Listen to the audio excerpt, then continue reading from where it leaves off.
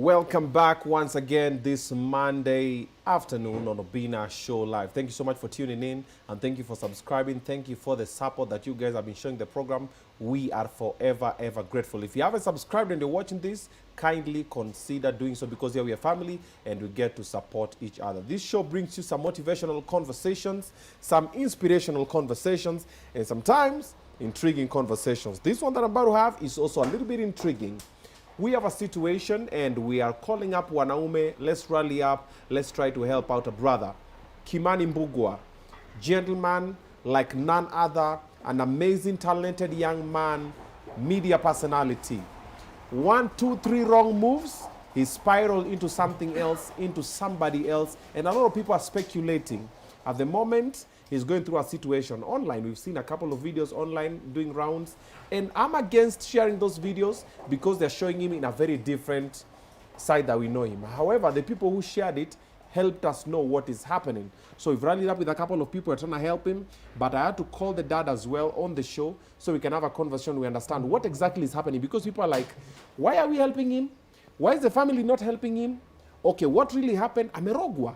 Is it drugs? Is it kuchizi? What is happening? That is why the father is here, so we're going to be having a conversation with him as well. Baba Mbugua. Yes. How are you? I'm fine. Karibu. Thank you. And thank you for honoring our invite. Nimejua saizi your hands are full. Yeah. You're dealing with the only boy. Yeah. But sasa tuko hapa. I'm here. Imetufikisha. Karibu. Thank you. And thank you for creating time to be with us. Yeah. Akwaje? At the moment, he's still out of balance. Okay. And he's still in the moods. But Okay. I thank God because we normally, as Christians, pray and to ask God to do what we cannot do. Okay. He's retaining balance slowly by slowly. Until now, we bringing the doctors to do their part. Okay. So I can say that he's not yet well, but I believe he's going to be on the balance is very well. Very soon. Yeah. Ako wapi? Currently, he is in Dika. I have to make sure that he's within the families. Okay. What we call it, Care. the care. Yeah. And I have taken the charge to the cousins. Okay. They are all located in the same facility, so that when he's walking out, coming in, doing anything, I thank that young boy known as Sami. He's taking care of him. Okay. There's another caretaker of the facility known as Kamau, and also the neighbors there. They're making sure that when he's What do you mean facility? Kwani ako wapi? this is the apartment. Oh, so ni caretaker ndio una. You know the boy for the facility. Niko like ako kwa facility. No, it's the apartment. Ni apartment ama ni plot? Ni apartment. Oh, iko Thika. Huko Makongeni. Makongeni phase 10. Phase 10. Yeah. Huko ndo penye amekuwa anafanya video akitunyorosha. Hivyo ndio walikuwa na tukaona it is safe because it's under key and lock. Yes. So that in case he hypes, he cannot harm himself. Okay. And there is accessibility to him within the family close members. Oh. Yeah. Anatokanga? Yeah, anatoka anaenda kwa neighbors hapo. Ninapigiwa simu dadi, nawaambia mpeni chakula.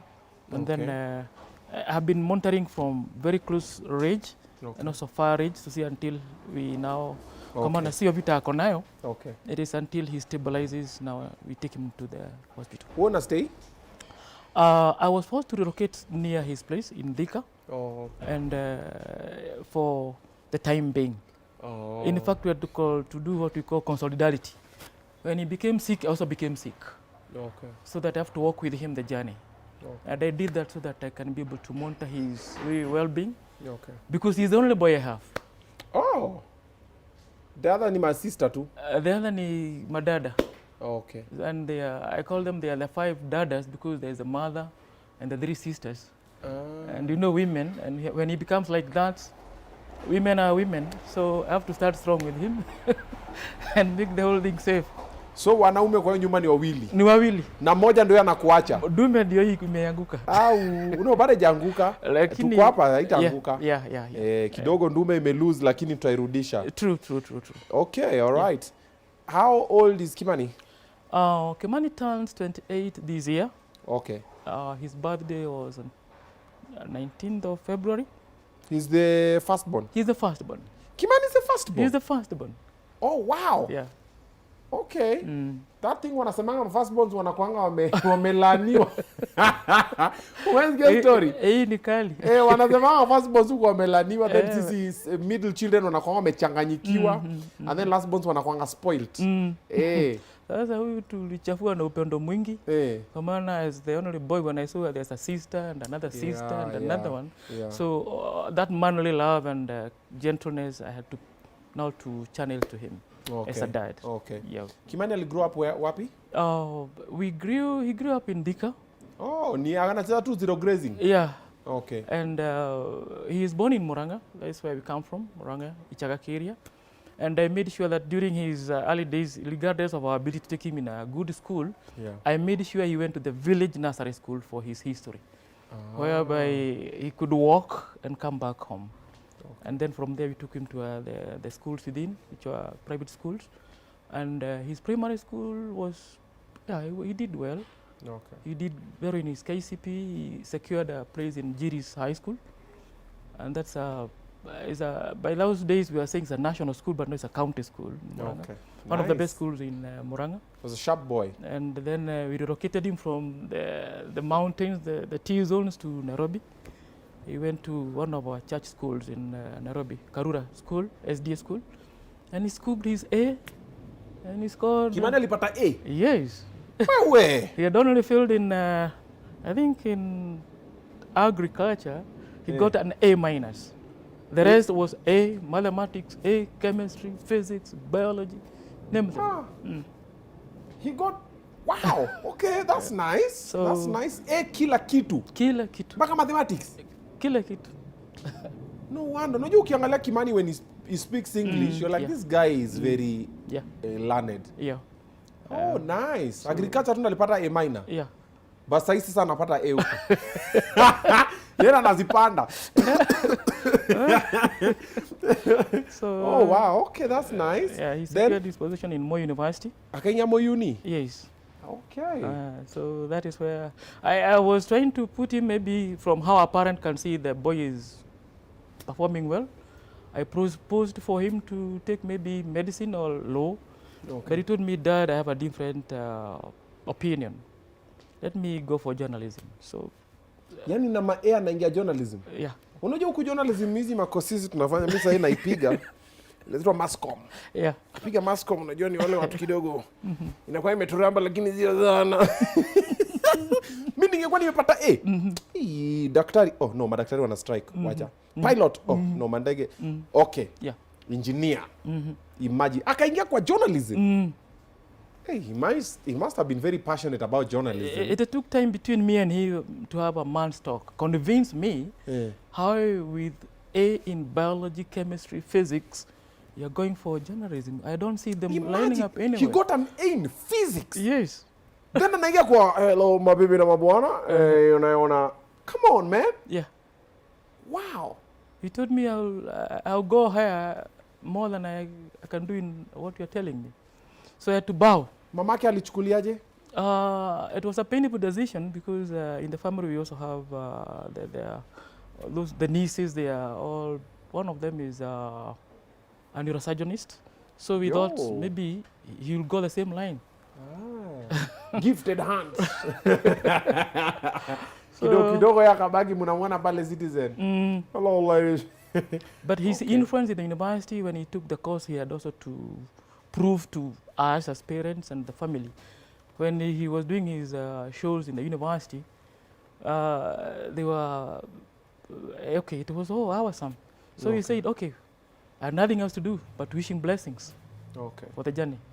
When he was performing brilliantly in high school and in university, how are you guys feeling as parents? As parents, number one, we don't show it out, but inside we say only that, we only say hold ourselves and pray for him. Because you see, it is not us to shout, it is others to shout. Hata huku kwa mahali ukasikia amenyorosha mtoto wa nani? Sio kuna hiyo. Wala akina mama kwa chama. Mtoto wangu ametandika zote. Ni agriculture tu kidogo. It was it humbled the adults. Okay. And we said here we have to be very careful because you see hujipigi goma unapigwa na wengine. Unapigiwa na wengine. Wewe unakatika. Wewe unakatika, wacha ipigwe na wengine. Okay. Yeah. How did you end up in Citizen? I thank Churchill in this show because he's the one who noticed him when he was in the university. He had a show there.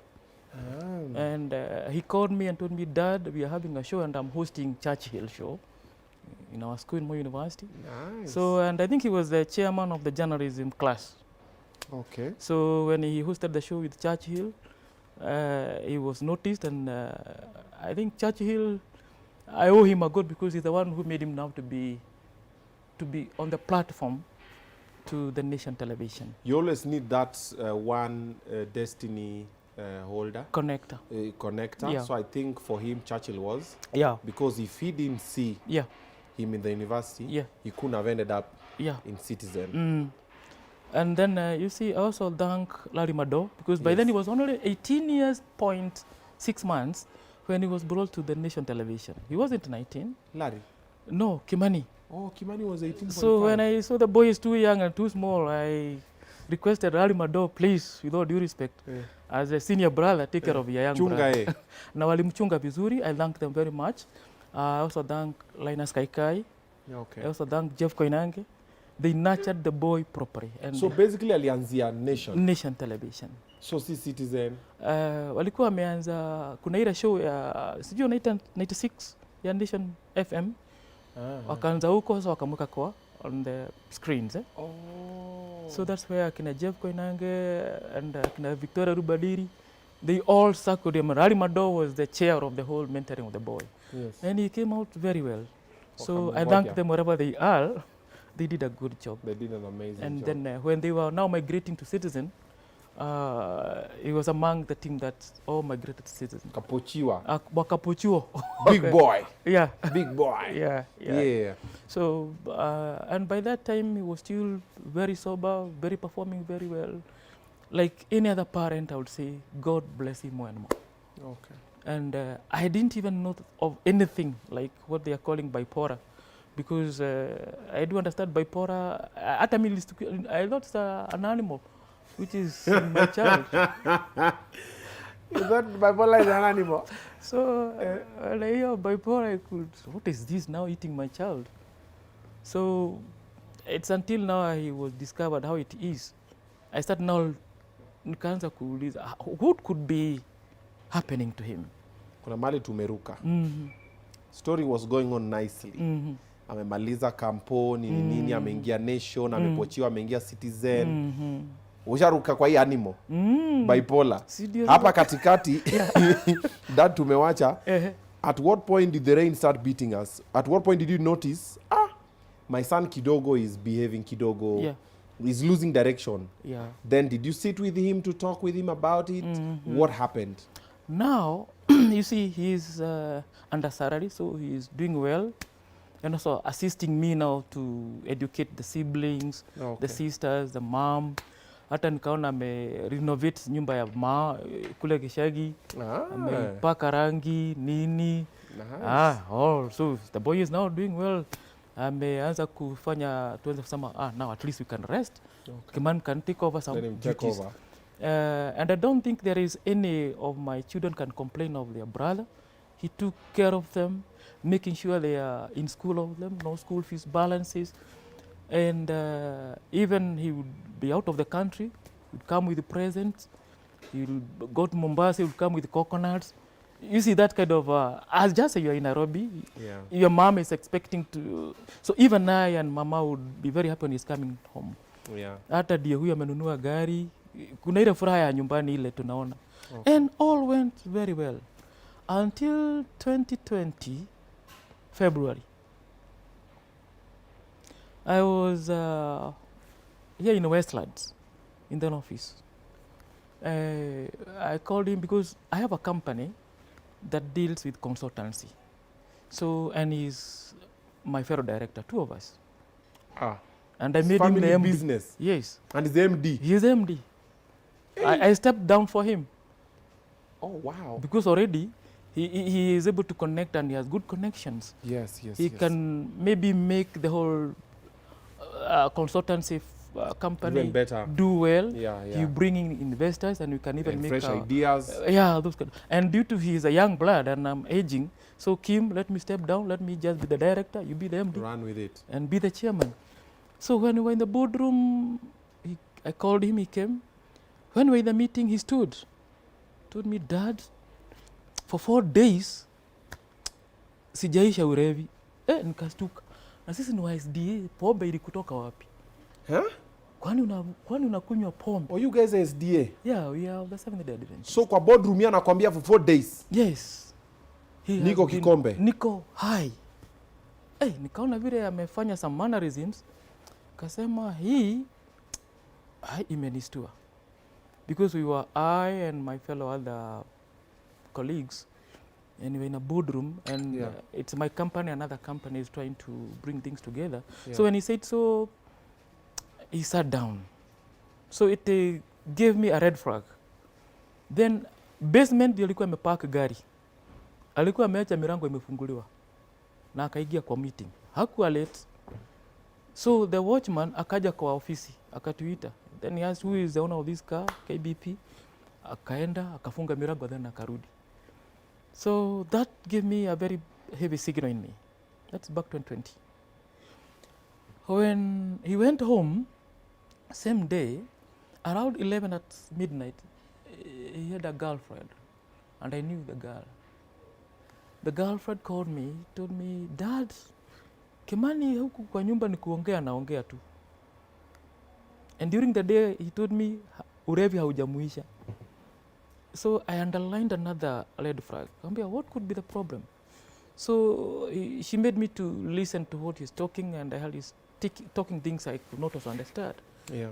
It worried me up to today. So because, when you are grown-ups, you don't follow you. Whom are you walking with? What are you doing? So they called me early in the morning, around 10 in the morning, and I met them at Avenue Hospital. Kimani called you? Yeah, the girlfriend. Amempeleka hosi. Because they told me we are taking him to Avenue. Okay. So come and see, and you see what we can do. Okay. So nilikuta mtoto wangu tumezoeana kufurahiana pamoja. Yeah. Jana tulikuwa boardroom, na sasa nimekuta amefungwa kamba, hanijui, hanitambui. It is talking and talking. Amefungwa kamba? Yani unaona he was ile tu ya chaotic. So nikapata amefunga ile mishipi ya gari, wamemfunga mikono, ikanivunja moyo mpaka wa leo. Mtu ninajua akiwa healthy, the way he is and how he has, it gave me like a lightening. Oh yeah. Sikuamini. So when he saw me, he tried to call me my real names. He used to call me Dad. Now he would call me Mbugua. Kashidwa, what is it? Oh wow. He could try to come and hug me, but anaanguka chini, so I got hold of him. I tried to control him, tukampeleka kwa daktari, and he was admitted in Avenue. Mr. Obinna, let me tell you, that is when I saw darkness during the daytime. Somebody somebody with proper brains, performing very well, and now he cannot say where he is, or he was completely in a blackout. Where? And the rest is history. So I took time to ask the girlfriend what could be this. And these 4 days, so I had to follow up to know what was happening in those 4 days. So he had a bash. Si mnaita bash. Ilikuwa birthday yake. Si nimesema kulikuwa February. And it was around 24th of February. So, and the birthday is on 19th. So they held their birthday on 20th. Piga sherehe kutoka so sherehe ilikuwa kubwa. So later on when I was doing my parental investigations, where were you? Mlikuwa wapi? Kwani ulikunywa nini? Kuliendaje? The sister came on board. Akachukua simu yake. Akaipitia akaona siku na zile tunachukuanga picha za sherehe. Yeah. So akaona pale anaanguka, anatapika, kuna wasichana wanampiga, anatapika na bua maneno, king of world, sasa tuone. And before all that, my daughter tells me very clean that aliona kwa grasi yake kuna white substances zinawekwa. Na anabua kunywa na anatapika na anapigwa. Wait a minute. Are you getting it? There's a recording on the phone. Yes. Of him in the bash. Yes. Doing unspeakable things. Anatapika, and then those girls kuna ile mchezo ya wasichana na vijana. Kumpiga ama kumspank? Ile tu na mapenzi ama na hasira. Sasa zilikuwa kama zimechanganyikana na hasira na mapenzi. Sasa sijui ni nini ilikuwa. So anaekewa kitu ya white kwa glass. Yeah. Si maziwa? Hiyo si maziwa. Naona ile unga sijui. Kind of. Okay. That's cocaine. Alikuwa anaekewa kwa glass anakunywa. So, wow. And I told my daughter, can you confiscate that phone? How it got lost, we don't know. Because I wanted evidence so that we may know what could be happening in that bash. So, amuna hiyo simu sahi? Hatuna. So when he was telling me for 4 days, ulevi haujamuisha. So he was cocaine high for 4 days? Wow.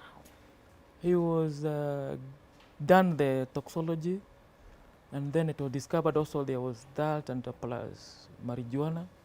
So aliposober up, nikamuliza, Kimani, do you smoke weed? Tell me with all due respect, because we are men. What is happening now? I have to change my way of living with you because you are my son. I have now to adopt another way of living with you. If there's a problem, just open up with me and tell me whether you smoke. Find a way to sort it. Because I have never seen Kimani smoke. Until 2021, when he openly smoked in front of me. So hii mambo ya bangi, mimi mwenyewe nilikuwa nakataa.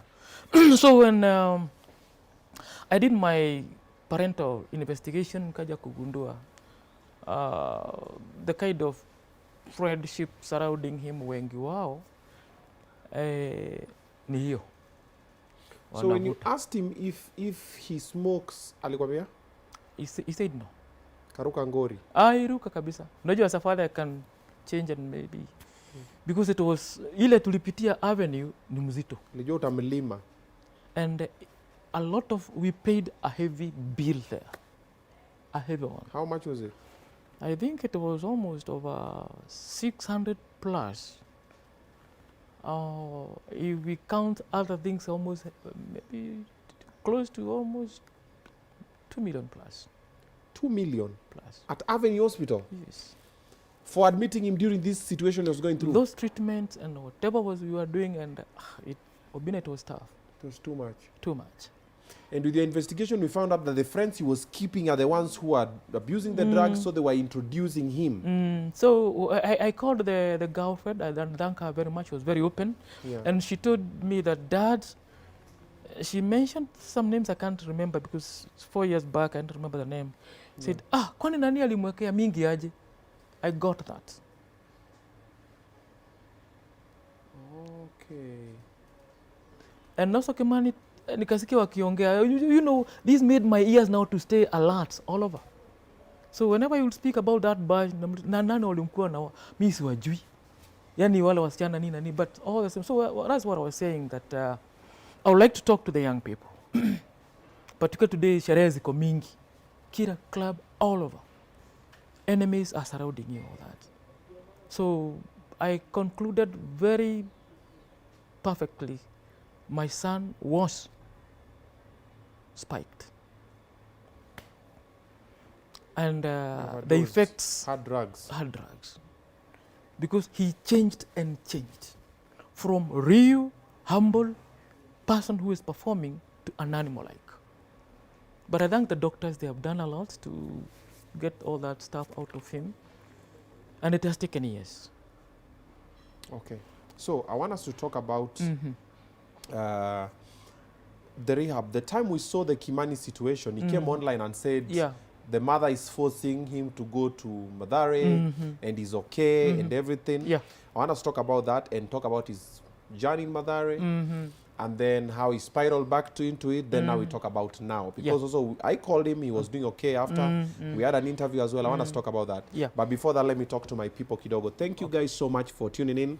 I can see Tracy Nyambura. Tracy Nyambura analia. Tracy Nyambura, it's okay. Janet Ngina, Gesare, Shikundonga, Sesko, Jennifer Maroko, Kadzo. We have Edna Kingangi, Jane Wamboi, Sheila Scarlett, Sagini Bitange, Winnie Kerubo. Na madem ni wengi. Mmependa mshene. Madem ni wengi. Naangalia. I'm just scrolling and I'm just getting madem wanaume wako hapa. Tina Wamboi, Boni ako hapa, okay. Karibu sana Magi Kamso, I can see Priscilla Otieno, Hannah Roda, Molkat Doma, Blessed Lee, Gesare Anduku, Vishem Kerubo. Asanteni sana. We have the pay bill number on the screen for Kimani, so you can get to send something. Chochote ile nye roho yako inakwambia utume, fanya mambo yako. But before that, let me hook you up with the best quick fixes for your crib. Okay, they're called standby fix. These are the people that have decided that if you have a situation in your home, they are going to be able to fix it for you immediately from as low as 300 bob. Okay, standby fix, they've been around for about 8 years or so, but now they're on iOS, that is App Store, and also on Play Store. You just get to download the app and fundi anakuja kwako. That's the best way to put ni fundi. Kuna ka socket karibika, kuna ka switch, kuna ka bulb, kuna kanini. Hizi vitu vidogo tumefanyika kwa nyumba. Kuna drainage system fulani, unataka plumber akuje kwa nyumba nini. Standby fix. They are now the leading repairs and maintenance company in Kenya. Their number is on the screen, right, CK?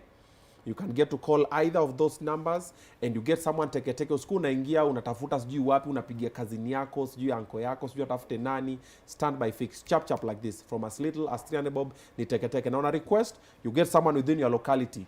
Si hatu na request, alafu mtu anatoka sijui Juja na uko sijui Kileleshwa ama uko Runda. Kuna fundi mwenye ako hapo kwa area, anakuja na anaweza kukusort chap.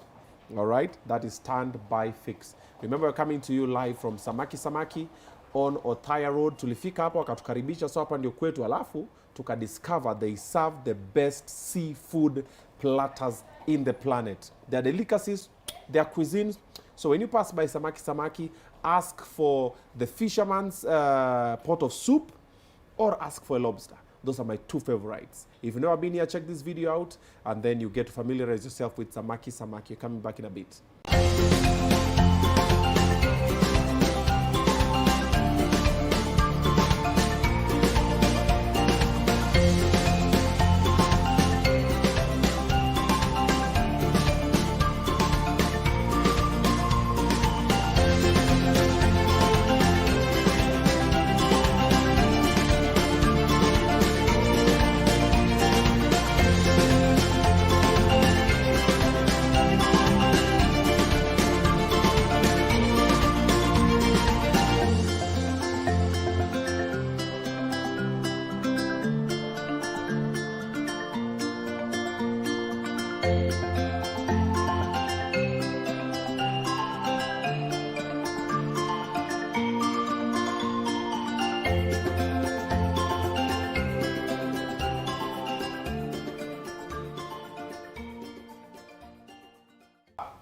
Yep, there you have it. Samaki. They also get to deliver. You get to call them up, they deliver for you. And if you want to reserve, call the number as well.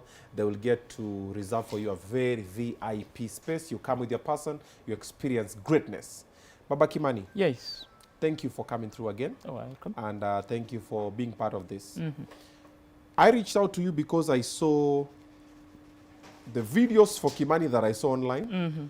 Were not the videos for the Kimani I sat down with. Were not the videos for the Kimani that I was seeing on TV. Yeah, sure. I used to see him on TV when I was at Nation. I think he was at Citizen, and his English was A1. And I was like, hey, this guy, akonele kizungu tunatafuta. Yeah. So then later when I said, I was like, yo, let's find a way to help. So you're saying you are concluding that hard drugs that he was spiked are the ones that made him get this way. You've taken him to Avenue Hospital, Metoka. He's starting to recover. Things are going well. How did he spiral back into it again? Na story ya Madhari ilianzia wapi? Now, story ya Madhari imekuja after Avenue. Okay. And then a second time then happened, the same spiking. Where he was, then we decided now. I also said now he is not going to stay again in his own apartment. He was spiked the second time? Yes. How do you know he was spiked the second time? It's like this. The following year, 2020, after 6 months, He went to a place we call, I don't know, ABC. ABC. I'm not conversant with the Yakwe road. ABC, yeah, it's ABC area. place, yeah. And then the following morning, I was called by the girl to marry because they had gone to a level where they could marry one another. Oh, you had a fiance? Yeah, the fiance called me. Told me, Kimani, vile alikuwa the first time is the same. Na alikuwa nimemwambia asiende na akaenda. So I thank Michelle because she was always very close to Kimani and making sure that where he is going, she would like to know who is this surrounding Kimani. Ako na nani, yeah. So si tukamchukua mara moja, nikaja mpaka hapo panaitwa Arongwa Yakwe pale. I can't remember, just near there's a very posh estate there where they were staying. Nikaenda tukamchukua straight to Chiromo. Went to Chiromo. Okay. Then Chiromo, he stayed almost 2 months. That is where now we come to the issue of the vehicle. Wapo na anasema uliuza gari yake. Anasema dad wewe ulimrusha gari. Sasa umesikia kule Avenue tumekarangwa. Kurudi Chiromo, before we got to Chiromo, we went to Chiromo, he had gone to Bustani. Hapa si unajua Bustani Mariko? Yeah. Hiyo rehab. Yeah. Tukamtoa Bustani tukaleta wapi? Chiromo. Chiromo si unajua ni private. Acha bill ianze kupanda. I thank Rari Mado very well. Akina Rari, they have walked with me this journey all through. Huko tukafuta another bill of almost 680. Hapo sasa 300,000 ilikuwa inahitajika cash na hatuna.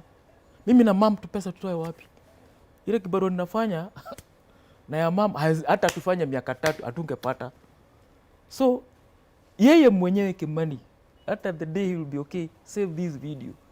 He called me tukiwa na mama kwa his room hapa Chiromo. Akaniambia, dad, go to my bedroom. Okay. Enda chukua my diary. Hapo ndani kuna logo book ya gari yangu. Go and save my life now because if I stay here sitafanya kazi tena because he was to be chained there mpaka tulipe hiyo. Ralimado akatuma almost 100,000 wakiwa na brother yake Charles. Tukasanya. So hii 250 mebaki, what do I do? Sidia ameleta idea yeye mwenyewe. He is the one who came up with the idea. So I went in presence of I think Kahonge James. Tukafungua mahali alikuwa anakaa, nikatoa logo book, kabia Kahonge, unaona nimechukua logo book. Unajua atakuwa na wazimu mwingi kusema tuliuza gari yake. I went to very renowned motor dealers wanaitwa Superview Motors. Ni a former member of parliament wa Sikia umeka picha hiyo gari Dhombe. In fact na akaandika barua na kidole chake mwenyewe. But the file is there for evidence and facts. Aliandika, I Daniel Kimani Mbugua have released this vehicle KBP to Superview Motors. Wachukue logo book wanifacilitate na pesa ya my hospital issues. In fact, I thank Mheshimiwa Dhombe because that money tulituma straight na pay bill ya hospitali na ingine ya check nikapeleka Chiromo. Sasa hii gari alikuwa amefanya accident nayo hapa Westlands kwa roundabout. Ilikuwa imepigwa huko mbele, haikuwa imetokana taa zote nini, kwa maana wakati when he was like that. So tulivuruta kutoka Westlands mpaka Gong Road kwa mechanics hapo. Akina John kwa Superview Mechanics. Ikatumia almost 100 and something. Ilipigwa rangi tena. Ilikuwa imeharibika kabisa. He had done an accident. Parklands police station have the records. It's in record there. Ni vile tu Mungu alisaidia maaskari wanajua Kimani the way he is from another episode. Sasa hii ni ingine. Hata ni wao walinitia yeye the OCS Parklands kuja chukua kijana mpeleke hospitali. So when I went there, gari kavurutwa, hiyo breakdown cost. So hii gari ililipa mambo yake ya pale. Hiyo loan mimi singeweza kuilipa. So nikamwambia ukirudi kazi pambana, alipa nini kwa mheshimiwa. Hata akaenda kwa mheshimiwa akaona gari iko pale lakini hangeweza kuitoa. So mheshimiwa akamwambia, can we sell it, then I give you the top up. Lakini it was unfortunately hakuwa na pesa. So it was done with his consent. Hata sio mimi. So this picture alienda kaeka online akasema wewe ni wanted. Anaruka gori for car robbery. Hiyo ni kuruka gori. Wewe dad, wewe ni mwizi wa kimabavu. Ulipiga Kimani lock nga. Wewe leta. Mimi niliona hii wanted ameweka kwa nini yake, ameweka kwa na anasema mimi sema charges, child trafficking, and stealing KBP. Unaona traffic inasema anasema mimi si baba yake, alizaliwa sijui Mathare, akaokotwa Mathare. Hizo ni hurricanes za hii. Kwanza wewe inafaa tukuitie military police. Hebu acha nipigie military police. Unashika? Hello military police. Jamaa wa magari. Ndio huyu. I want you people to see, ukisikia mtu anatumia dawa ya kulevya, halafu anavuta bangi, the kind of a person he becomes. Because the boy we used to respect one another like a father and a son, we could sit down and make a project and move on with it. No, he is there. MD. The MD. Aya. Umeuza gari nini, umemlipia bila katoka OC. Hata niko na picha tukitoka na yeye na dada zake hospitali. Hiyo siku umeonyesha. Mkatoka OC. Yes. Mumeendelea. Tumeendelea. Life iko sawa. Life iko sawa. Americover. Mungu akambariki tena. Akachukuliwa na another company inaitwa sijui Kenya something wako kwa online all through. Wamempea kibarua kizuri sana. Ameendelea. How he came back to that situation of smoking, now the weed. Now with a lot of confirmation from him. Kwa maana we went with him to the bank, Stanbank. I remember waka make a joke na a certain lady there. Sasa hapo ndio nasemanga hii haruki, kwa maana I was there. Wakaulizana, do you take weed? Mimi hata siko najua bag inaitwa weed. Mimi nilikuwa nafikiri ni upepo. Kumbe ni weed, na shidwa weed hii ni mmea gani? Kuna wind na weed. Sasa kuna hii WEED. Ndio mimi. Wala ulizana hapo. Mimi nimenyamaza hapo tu. Kwa bank. You see the company have an account in Stanbank. And he is MD. So lazima anipeleke kwa his best branch. Si mimi nimeenda, si ni kijana wangu. Sign check. Kusign nini na nini. Wanacheza hapo, wanauliza mahali wanakutanaga mimi sijui. Will you take weed? We bere about unaona, na niko hapo nikaona sasa hii imepita mipaka ile nimezoea our tradition. There's no way in my tradition tukakubali tucheze bere ya wazazi wetu. Na nyinyi partners. Sasa jamaa amefungua kwa bag, amechomoa 3 rolls. Mimi siko najua hata inafungwa namna gani, to be honest. Nikaona amechomoa. Sasa msichana ndiye alimwambia, wewe unaona dadi yako hapa kwa bank. Sasa nikashindwa, what is too much? God damn. Unaona hiyo raha ya mtu ako na pesa nini? Kijana amehudhuria like 50,000, mimi nanipea yangu 15,000 nikakunywa chai juu wapi, nikamwambia sawa baba acha mimi So ngoja turudi hapo kwa rolls 3. Yes. Amenchomoa ampe. Nikashindwa hii kwa bank. Yes. Sasa badala withdraw yana deposit. Yes. Sasa hapo ndio nikajua Kimani so after you akakupiga 15k. Enda ujipigie mwili pole. Mambo ya pesa na Kimani. The way I can say that you guys when you are blessed, please remember your parents. I have no complaint with my son. Kimani ati anaachilia familia. He would make sure that in my pockets cost 10k. Dad, are you okay? Yeah, mom, are you okay? Shiko, are you okay? The sisters. Unaona ile tu kujua kuchafua familia, Kimani anaweza chafua sisi, tumwangalie. Na kuchafua familia na meza pia anachafua. So na upepo pia anachafua. Sasa from that nikajua kuna kitu inaitwa weed. Na nikamwangalia nikaona he's balancing very well. Karibu nimwambie can you start on 1 feet, nione kama umelewa na hiyo kitu. Hata na drive very perfectly. Very perfectly. Lean back. Yeah. Na unajua yeye ni msomi, vitabu it's a must in a week anasoma 3 books. Novels. He reads in a week. Yes. Mimi nafikiria ni vitabu zimemrarukia. He reads. Mimi nafikiria ni vitabu dad, ni vitabu zimelipuka. He reads 3 books. Yes, he reads. Wow. And although I thank myself that I trained him how to read, I also would read a lot. Many books. Wacha kuchukua flowers za Kimani.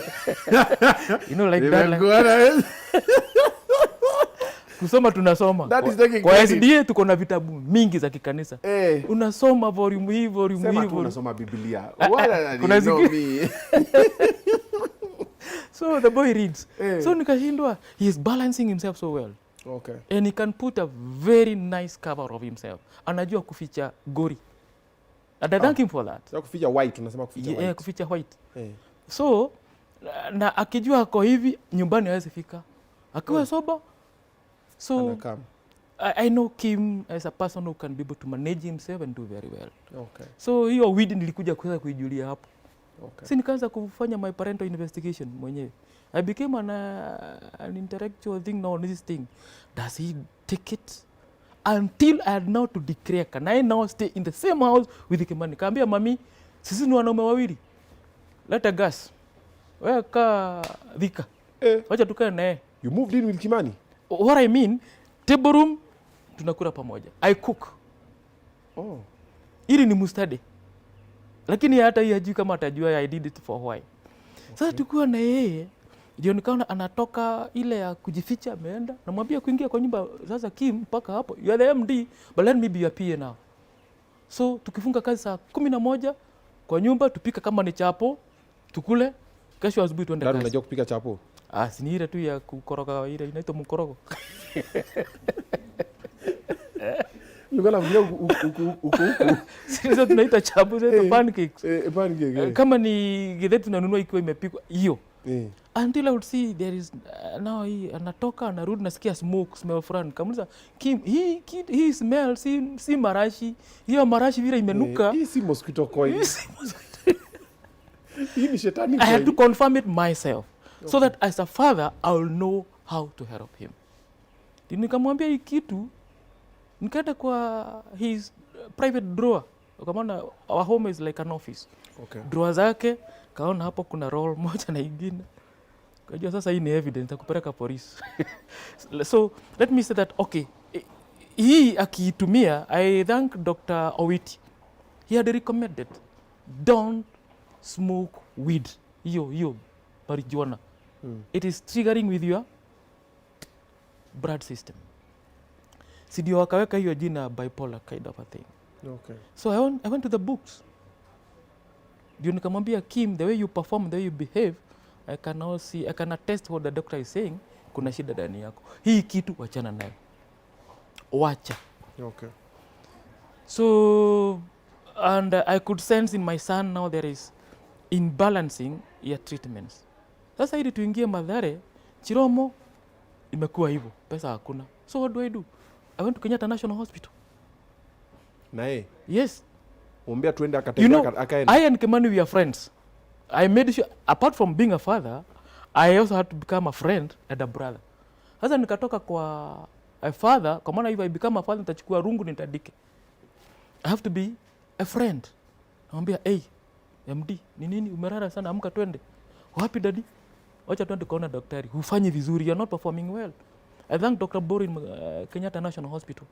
He's the one who diagnosed very well. He told me what is the problem, how it is. And then he told me that we cannot admit him due to the drug abuse status unless now you go to Mathare. So you were recommended to Mathare from Kenyatta National Hospital. Oh, so it was a recommendation. A recommendation. Okay. Due to that, in Kenyatta National Hospital, they don't have a ward for these drug issues and all for the young people. They have a center they call the youth center, where the youth have been cancelled and all. But Kimani level yake ilikuwa imezidi, he needed now. Youth center. Yeah. Sana tembea na babake. Mpaka elders center. That ni bro. Yeah. So ukamwambia twende Mathare. So Dr. Boro aliporecommend hivyo nikamwambia Kim, I have no choice. I'll take you to that facility. It will have a stigma, but let's go. Yeah. You know when we hear of Mathare there's a stigma ya kwamba ni kwa machizi, ni kwa nini. Kimani si cheesy, to be honest. His brains are very perfect. Acha cheesy? Si cheesy. Kimani, skiza. You know, let me say it in a layman's level, me see medic, but from my level of vile nimesoma, bipolar people have like half brain functioning, mbele sana, ile ingine inabaki nyuma. That me I don't want to laugh. You know, I have done a lot of investigation on him. Ati akili imefanya nini? Ni kama mara mbili. One side ina function very fast na ile ingine imebaki nyuma. So ile iko mbele inaita hii ifuate. So lazima kukua madrama itokee. Akili moja iko kange mingine iko tao. Yes. Ni ma twins. So that's bipolar according to you. Dio, unasikia inaitwa bi, si bio ni two. Si bi. Wana nisikia bi. Ni unasikia kuna hiyo. Yeah, bi is two, yeah. Kama ile dicotyledonous ni two things. Yes. Bios in two means two. Si bipolar. So one side is very strong, the other one is very weak. Okay. And they are like simians twins. Lazima zifanya pamoja. Okay. Sasa ile iko mbele tunasikia ana perform very well, lakini ingine yamarudisha nyuma. So lazima ile iko mbele ivurute hii. na hii iko nyuma ndio inavuruta ile iko mbele. Unajikuta ametoa nguo, unajikuta because the one which is functioning well, yes, anasikia kuna joto na hakuna joto. Ile ya nyuma na wewe rudisha nguo. I hope you have seen those behaviors of these people who smoke. Hii kitu. Okay. I've said it in a very layman language. Kwa maana hii ya kuelezea bipolar 1, 2 you know Kimani is bipolar 1, which is very dangerous. Kuna bipolar 2? Kuna bipolar 2. By the way, everybody has bipolar. Let me say a very simple. Mimi si daktari taleta. Niko na bipolar nyinyi. But nimekuwa nikiona hizo signs hapa. Unaona hizi hasira tunajiwekelea yangu umechamuka juu ya mtu. Angalia If one part of your brain itereze tu kidogo ikose kurudishwa na nyingine. Unaingia unakaa bipolar 1.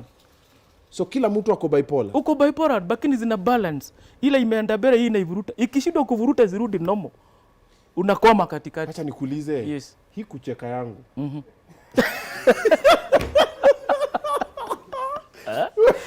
Unafikiria bipolar ya furaha ina wewe uko normal. Okay, so Kim si chizi. So wakati unasikia wacha kutumia bangi ita trigger. It is because of how our brains function. Kuna wakati iko slow, unaona amelala ataamuka labda after 3-4 hours. Ama hakuna usingizi. Do inaitwa insomnia, sijui what they call it in medicine, in medical terms. Kitu kama hiyo. In Somalia. Let me tell you an interesting story, very short. Yeah. The reason why I don't smoke weed and I've never smoked weed and I don't think I'll ever smoke weed. Thank you. Is because when I was young my dad told us ukivuta bangi inafungwanga nuts kwa kichwa. Then ukivuta puff moja inakaa 7 years kwa kichwa. So nikamwambia dad, but kuna kijana fulani, that boy I remember in high school, alitoka Kanga High School. Tulikuwa namitanga Kanga when I was in Chulaimbo Boys. Yes.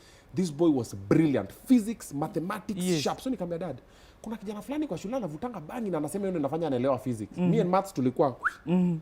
Dada akanambia sijasema usivute. Yes.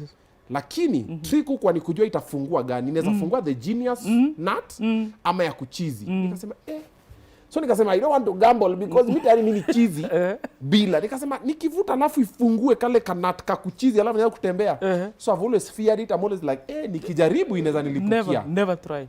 I don't plan to. I don't intend to. So when you umesema ati ukismoke ina trigger. So my dad told me that thing and I was like yeah. Kuna kanavu nilisoma kwa kitabu kanaitwa sijui hypothalamus. Yes. Kakiguzwa, unasikia ingine iko mbele ingine iko nyuma. Kanaweza ruka na ya nyuma. Unajikuta kuna nyesha na hakuna mvua. Unatembea na mwavuli na ni jua limewaka, unasema hebu tokeni mvua iko na ni El Nino na hakuna, because ile iko nyuma iko wakati wa mvua ilikuwa inanyesha, uliona wakati fulani. Ukikura mua hivi unasikia kama ni drum inapigwa kuru, unasikia kama stima zinawaka because part of the brain has been affected. So hizi vitu weed. So it's true when alipusha watu. So his brains and his, you know, for 4 years I have been studying my son. Wacha tu niseme ukweli. Nilisema nitaweka kila kitu chini. I cannot watch this brilliant young man who can be productive for himself and for others. Huyu hapana hapotei. Both person kama nimerudi kwa vitabu. Daktari akiandika kitu huwa naenda na Google. Siku hizi kuna hiyo nini imeandikwa hapo. And na yeye pia, lakini ile decision ya kuwa ndani ndio nimekuwa hata hapa ndio kunaitanwa binguni. Okay. Na hapa ndio I am appealing and I'm thanking Kenyans. And Obinna, let me honestly apologize. Okay. Nationally. Okay. To all young people ambao wametusiwa na Kimani. I have felt it. Si mimi nasema niko wanted. Yes. Niliuza na unasikia vile ni gaidi. Mimi ni gaidi. Mama yake amemweka kama gaidi. By the way aliweka mamake kama hata ni gaidi pia. Pia akapost. Yes. Niliona amepost pia amesema mamake pia ni gaidi. Alisema crime ya mamake ilikuwa, was it kidnapping pia? Yeah, anasema aliiba katoto hakumzaa, alimuiba kwa hospitali akabeba akanyonyesha. Those kind of theories and all. Yes, ndio hiyo. Ameweka mpaka jina yake hapo. Yes. Mpaka kaka location, kaka nyumbani huko. Nasema geshagi amlipi stima, those kind of things Yani he is spiraling mpaka nikasema anasema yeye ni wa devil worshipper, akona AIDS years. Alisema kuna mtu alimnini. Alikula matunda imeoza sijui nini.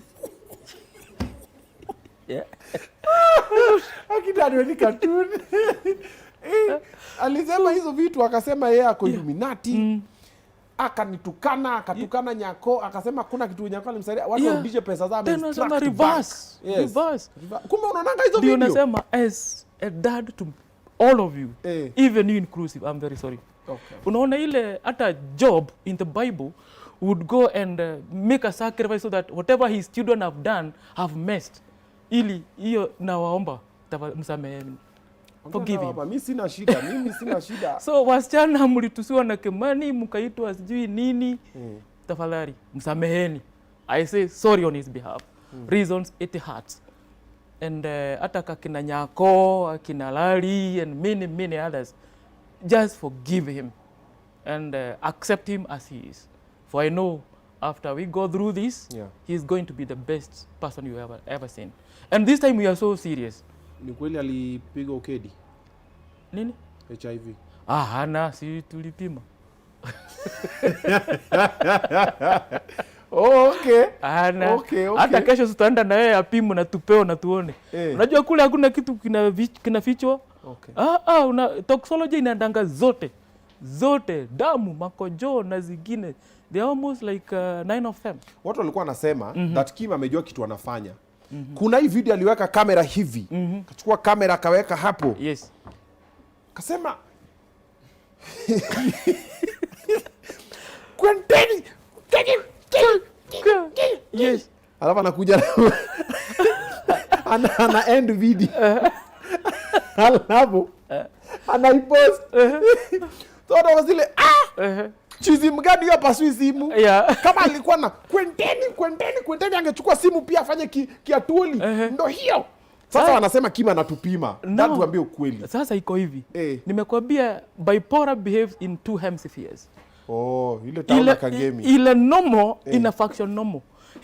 Ile high faction it will trigger things which you have never seen. Mimi mwenyewe zile simu zangu amechukua na kutupa. Ametupa simu zako? Yaani anakuja anachukua sijui ni ile tu hebu dadi niona hiki tunataka kuongea. Sasa hivi anamnyima simu. Akichomoka kuipata lazima nipiga bei. Hao kama jiumizi, kama ni chizi. Wacha nikwambie. Si nimekwambia faction kuna ile inafaa kuna ile high faction. One day tukua kwa nyumba mimi na yeye. Amejam. Akachukua kisu kwa kuduka sofa set. Kamwambia kama wewe ni mwanaume jidunge 5 6 ukufe. Jamaa ili niangalie kasema wewe dad ni nini? So because one part is functioning. So drama. Oh my God. Amedunga kiti? Yes. Hata hiyo kiti nisema nitakaa nayo mpaka izeeke. Moja aliduka 3 4 ingine kamwambia sasa pinduka jidunga wewe mwenyewe. Wacha na mimi na viti wewe mwenyewe. Jidunge. Aliweka kisu akatoka akaenda. So what do you call that? Oh my God. It's not a laughing matter. And it is very serious.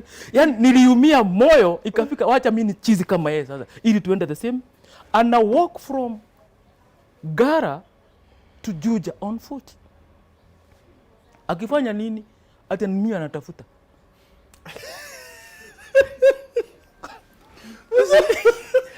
Ndio nimesema this time around, ndio nimesema I apologize to all Kenyans. Ule mmetusiwa na Kimani, tafadhali sameheni yeye. Sasa hiyo ameniacha Nairobi, hiyo akili imepita kidogo, anatafuta dad ampe 100 bob, akanunue kitu, amenitafuta na anajua namba yangu. Ile iko mbele namwambia ukimfuata hivi si nyumbani ni Murang'a, utamfikia Murang'a labda. Enda na miguu ufike haraka. Alikuwa anakutafuta akupatia 100 bob. Nimpatia 100 bob. Do you know he worked for how many days? Kutoka wapi? Hii Gara hii. Ametoka South Sea kwa kazini yake. Amewalk town center. Hana simu. Tulimpata Juja. Anatafuta babake amsaidie na 100. Blisters hata hatembei. Anatembea Mimi nilipoona mtoto wangu nikasema, oh God, that is where I thank that lady from the Grace. Yeah. When I called her, alikuja bio na mom na plus the mother from home. Yeah. Tukachukua mtoto tukampeleka wapi? Mathare bado. Mathare tumemweka not once. Anatoka. Now this is where I want us now in this show to talk to the young people. Okay. If in fact you note a young man like you has this talent. Unaona uliniita nikakuja. Yes. Mimi ni show ya vijana. But I want to support you so that as other people like Jeff Koinange and the rest, we want to see Obinna Koinange type. Okay. I support you with advice where I can be able to bring a shoot for the young people. Okay. Kimani, hey, it was difficult. Na saa hiyo amechapwa hiyo gara. Ametandikwa. Ameenda Devi. Huh? Na ni mimi anatafuta. What do you mean? What's Devi? Devi Devi means naked. Ah. Mbede. Usimamine Devi. Huko ni wapi huko? Yes. Alipigwa. Yes. Akatolewa manguo. Unajua vijana wamemuona wanaona just like any other young man walking, viatu na nini zote kuvuliwa na akatupwa barabara. Alitembea Devi from Gara mpaka pale Muthaiga. Hapo ndio alipona Msamaria mwema akampea suruali na shirt. Safari akaendelea mpaka Juja. Majuja si mbali. Wewe. Wewe unaweza toka hapa ufike town mguu. That Juja si mbali. How many almost 30 kilometers. Si Juja si. Sisi tukiwa watoto tulitembea kutoka Maseno mpaka Kisumu. Hiyo ni hira moraro ya vijana. Hata sisi tulikuwa tunaenda kuona sinema Kayani chini kilometers and kilometers. Unakanyaga. Na tunarudi. Okay. This time akipost online akisema mamake anamweka Mathare sijui ni nini. What happened that time? Because that's what we saw. Very good. When tumemrudisha Mathare tumempeleka kukaa 1 month on off 14 times. Akitoka mahali ananusa bagi mimi sijui. Yaani tukifika kwa nyumba, cho viatu, cho kurudi. Hey Kim, again? Dad, you know I have some creeps about how he behaves. I always keep those creeps. Ambia Kim, what is it? Tunachukua gari Mathare. Anakuwa medicated. Ndio hiyo sasa aseme tumemwacha huko. Nilipompeleka na akawa admitted. Kamwambia Kim, listen. I will never come here again with this behavior of yours. Now I became now the father, not a brother, not a friend. I spoke now as a father. Ambia Kim, I will not back for it anymore. So vile utapona, vile utatoka, ujipange na nimeenda. Lakini I was just testing him to see whether he can. No, of course, sometimes as a parent, you need to bring the parent side. So the doctors called me, kijana kwa sawa, kuja umchukue akikaa hapa hata hiyo kitu itajirudia. Nikasema wacha ijirudie mpaka ijitoe. Imefika sijui science. So he stayed there for almost like 1 month. Anapiga simu sichukui. Mimi mwenyewe ndiye niliamua hivyo. Ili niona kama ata come back to his senses. Sidi akapiga nduru. Alipelekwa nyumbani na ambulance. Mpaka Murang'a, Gishagi sasa. So how amelipuka kashinda madaktari wakasema acha tumpeleke. Amepona kabisa. Ako very normal, variable. Sidi mimi niliona tu kwa TikTok. The boy is talking. Niko na shida. Kasema na bado itakuja. Kwa maana sichukui simu yako. Sidio noted na kina Nyako. They did all they did. I thank them very much. By that time, to be honest, mimi karibu nishikwa na bipolar. Ya upande wangu sasa. Both factions zifanya kazi. Yangu hairipuki ni kunyamaza. Nikanyamaza. That is when he came now mpaka ukamota kwa Yeah, he came because I saw he was doing strong. Well. Yeah, I mean, I was like, you're doing okay. Let's talk about it. Yeah. Deep in my heart and in the soul, I cannot disown my blood. That's a fact. Hata afanye nini, I always tell him, Kim, there's no way I will ever disown you. And I walk with you this journey, however it is, until you stabilize. Namwambia hata Nebuchadnezzar, when alienda kwa kichaka, kukura nyasi for 7 years, hakuachwa na watu wake. So I said I cannot leave him until he's that. So that's why I'm repeating once and again that this time around I had decided, let us assist me. Okay. Si hata mimi anisaidie, ye mwenyewe ajisaidie na asaidie wenzake. Okay. And then mtu aangalie wale marafiki anatembea na wao. So I want us to talk about what makes this time different. And also I want to talk about those advice that people are giving you. Uliniambia kuna mtu alikwambia ni amerogwa, uende nini. Hizo time na kwamba chukua mtoto kanyaga. Kanyaga mtoto vizuri atanyooka. So I want us to talk about that, then talk about why this time is different before we give people the plan that we're planning to do tomorrow. Yeah. And the pay bill number is on the screen as well. Yeah. Keep those donations coming. I can see some of you are sending and we're very grateful. But now let me hook up my people with some money as well. Yeah. You know, right? I'm talking about Candy Cash. I always tell you that if I find something nice, I'll bring it on the show. We'll get to share the ideas. So Candy Cash is a game that you get to play. But instead of playing with the candies for free, you make some cash on the side. Okay? Download it. The link is on the description. They are not on Android or on Play Store or on App Store. The link is on the description. Download it and then you get to play. Wacha kucheza games zenye ulipwi. Aza kucheza game that unatengeneza pesa. Anacheza na beshte zako. It's going to promote a lot of solidarity. When a beshte yako anaeka 50 bob, unaeka 50 bob, mnacheza, mwenye ameshinda anachukua 100 bob. Inakuwa ni yake. And if you have downloaded it, good luck with it. Keep enjoying it. If you haven't yet or you haven't interacted with it, here's a short video to show you what it looks like.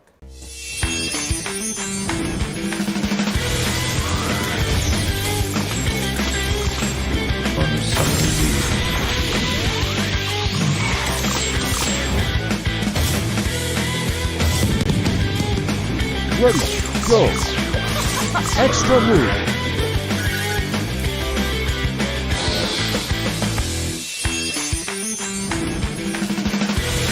Boosters ready.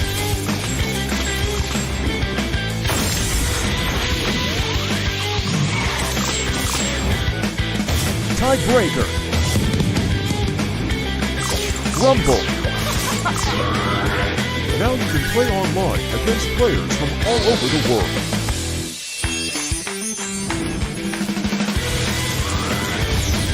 Alrighty. Now that's what it's about. I'm trying to check here. I'm trying to see the back end. I'm seeing a couple of people already here. Akina Minneapolis. Jean, you won last week, right? Yeah. If you won last week, let other people also win. Let other people also win so that at least all of us can get to enjoy. So kama umeishinda in the other episodes, wacha wengine washinde. Na kama hujaishinda, today might just be your day. Once you've downloaded it and you're setting up towards the end of the show, I'm going to ask you for something. When you send it, 2 of you are going to win, each of you 1,000 bob for 2 people. All right? Also, in other news, myself and Demo Facebook, we are doing a tour. Yes, it's called Oga Obinna, Demo Facebook and Friends Tour. So we're coming with a couple of our friends, comedians, of course. It's going to be a comedy show. We're coming to a town near you. Where do you want us to come first? This is the list. Mtuambie ni wapi mnataka tukuja kwanza. Let me read for you the list so that munaweza to advise.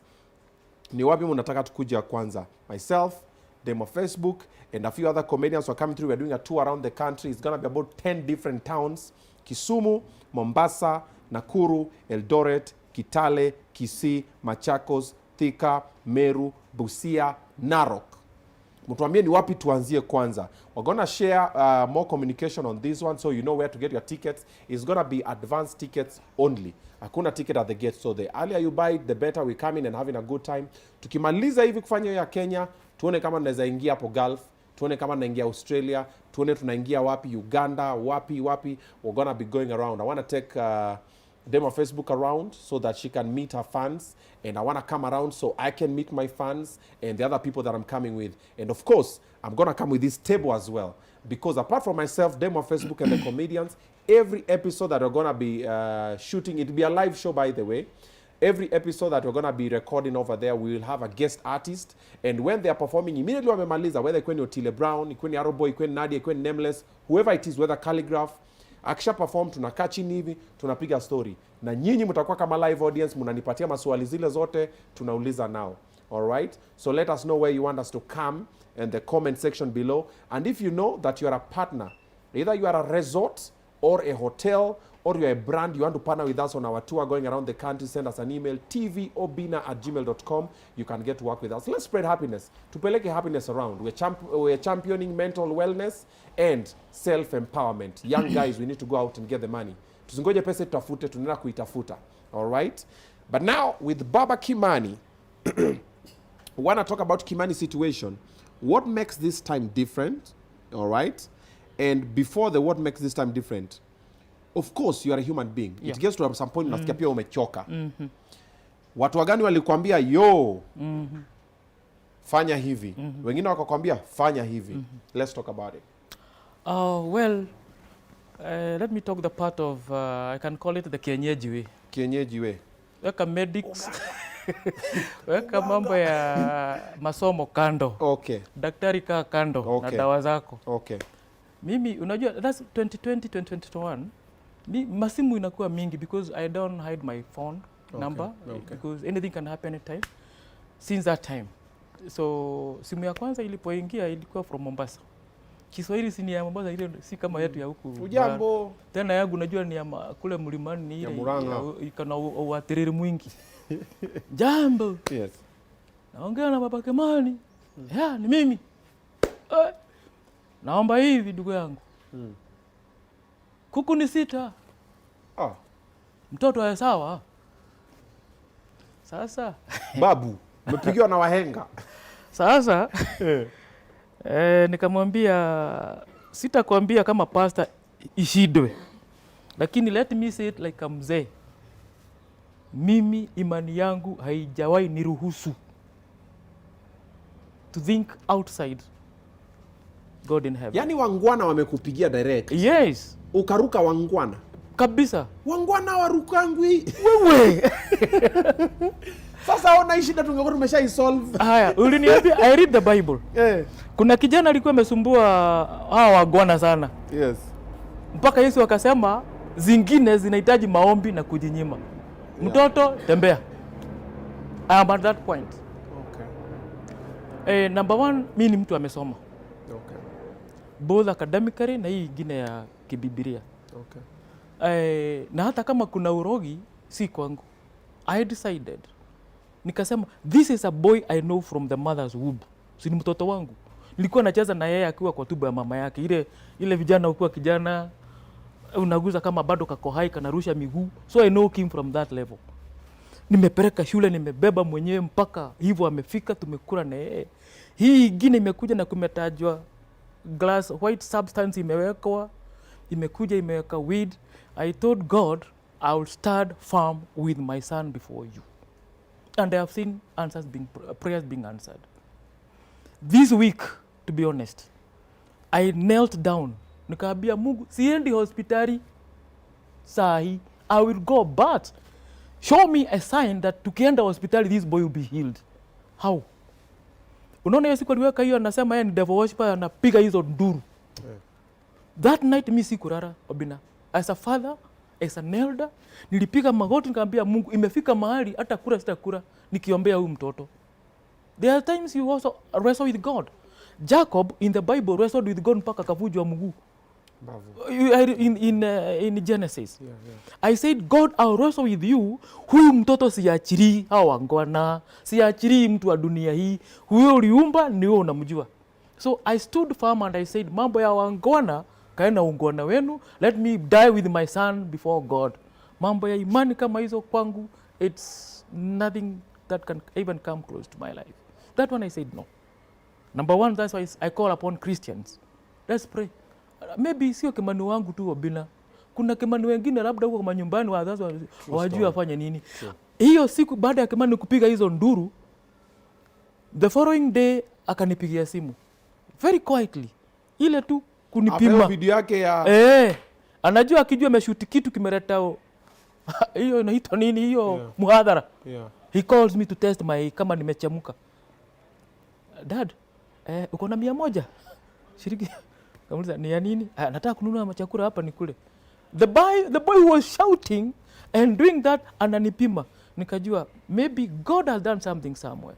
Ili tukienda hospitali Obinna, let the doctors now tell us this bipolar and bipolar 1 class gani. hii bagi kama iko kwa damu itatoka namna gani? Because he is a man with strong decision. So hiyo ya mangwana kwangu I say capital no. Okay. It is not possible. Watu kukwambia umlime Nimtandike. 2020 kabla sijamuelewa, si tumeenda nyumbani. Okay. Si ako kwa bedroom yake, nilikaingia nikapata hata amekunmia hapo. Nikamuuliza, is it you or an animal or anybody? Kwa maana hata ile mzigo ameweka hapo imekaa getheli, ulikula hizi vitu kutoka wapi wewe? Imejaa hata maboga. Nikachukua mfereji. Kamwambia at 20, I think by then he was 24 years. Hey. That's why I'm saying kupiga wachana nayo. Nilichukua pipe, Kimani nikafungia an empty room. Kamwambia I'm not afraid anymore, I'm not your brother anymore, I'm your dad. Wacha nipitishe nyahunyu. Kimani alipiga duru, neighbors wakakuja. Nami nikaona kama nimeshikwa na bipolar ingine. Akapanda kwa fence ya ile ukuta ya nyumba, akapanda juu akaruka. Kamwambia uende wapi today, mimi na wewe, either you live or I die. But two of us can't live. Sasa ona hiyo level ya mzazi ni gani hiyo? So later on ndio nikaongea na daktari, hata mimi nikapimwa. Kaulizwa hiyo hasira yako. Wanasema ulitandika mtoto ukaenda kwa daktari. Nimemtandika lakini kaona hiyo hasira vile imeenda. Kidogo imepita. Nikaona hii hasira hata ni kama angalia kama iko Kangemi, iko Tao, Gineroi. Iko Rwai. So from that day, I withdrew anything we call anger tantrum. Ila tukusikia kukasirika, I better walk away. And I went, I held Kim, kamwambia my son, I'm very sorry. Very sorry. You know, for over 20 years, I have never fought you. Yeah. But like a gentleman, forgive me. In fact, we greeted each other. Kaniambia, Dad, I can also understand. Hata mimi sijaifanya hivyo nilifa, I deserved that beating from my father. So we became friends. So ikawa it is negotiations.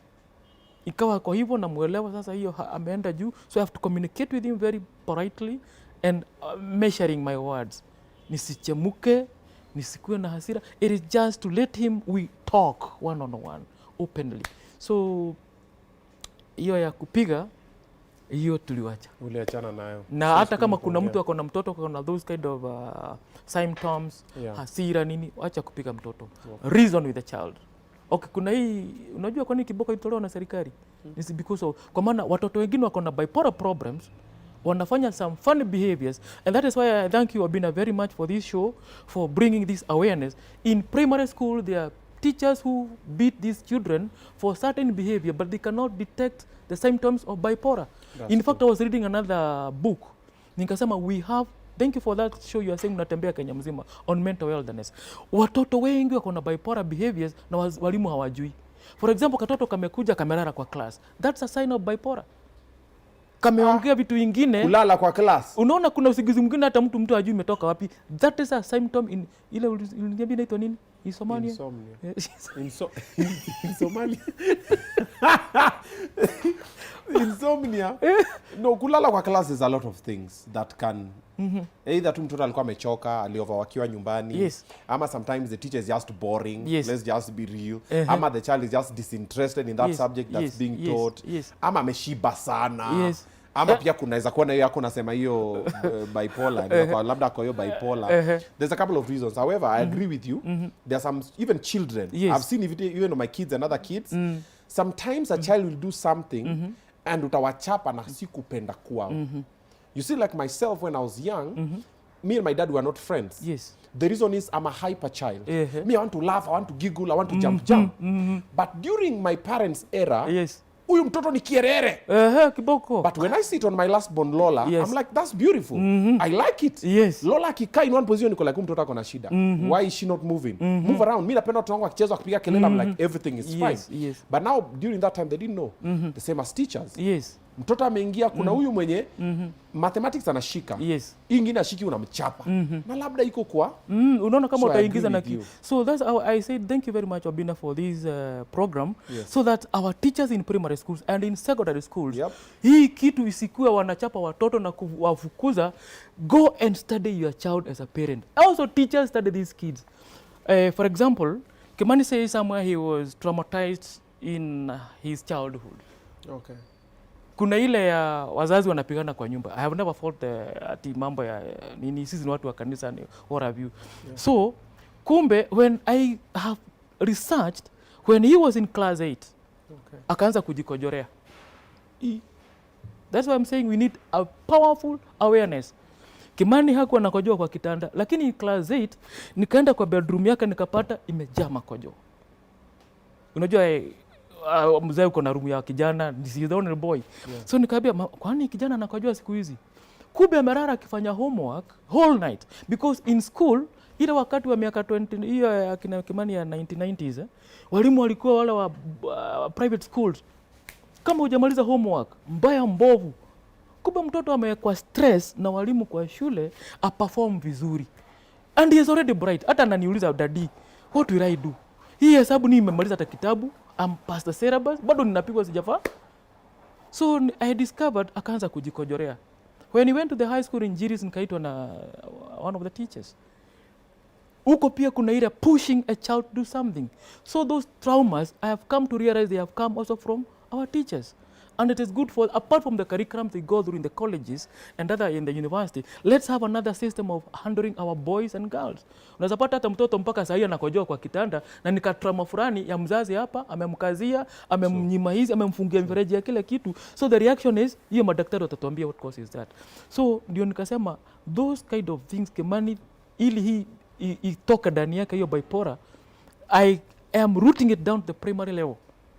When I noted his bedwetting, Jiris nikaenda na inaitwa nile karatasi ya kufunika whatever, karatasi ile ya godoro Juala. Ama juara. Juala.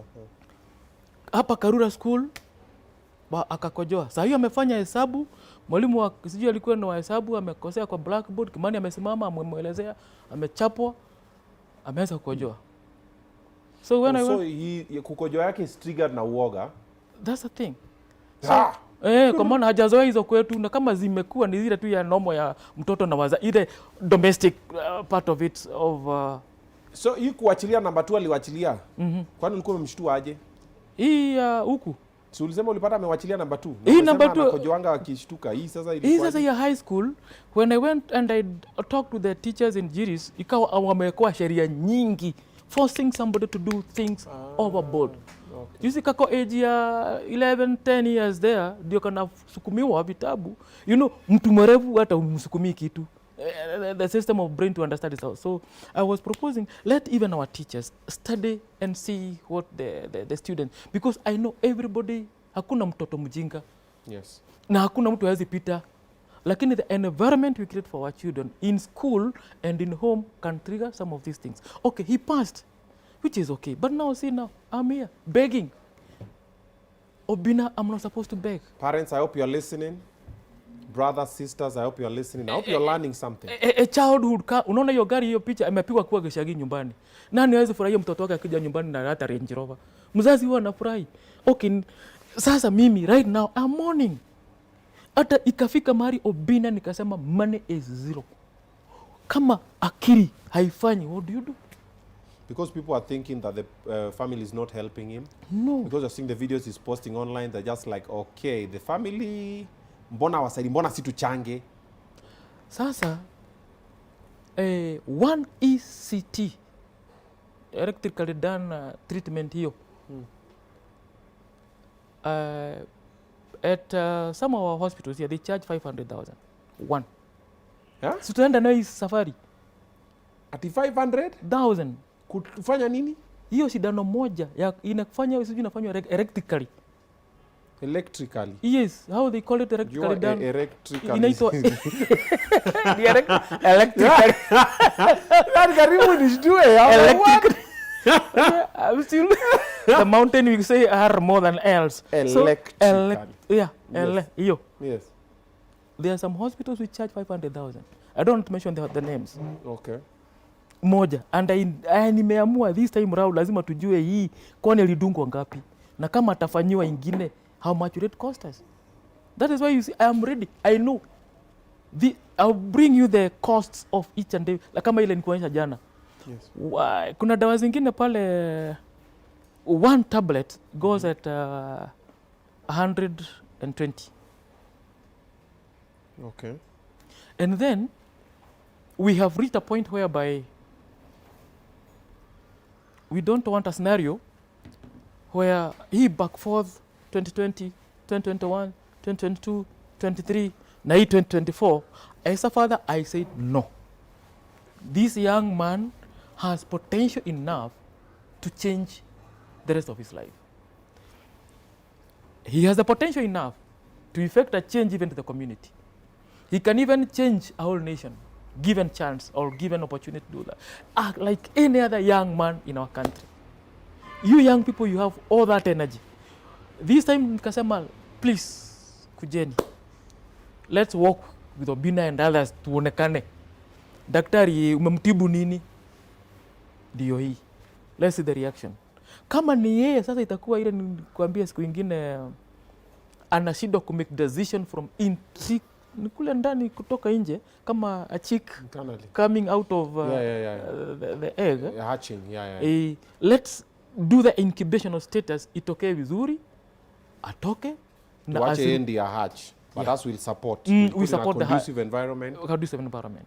A lot of people asking, why is this time different? Why are you so sure that Arapona this time? Mama will changa, yes. Then after 6 months again, we are back here again. Oh, Kimani again.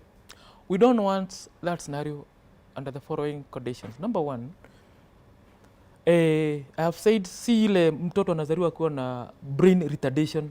You know those kind of brain weaknesses. Kimani hana.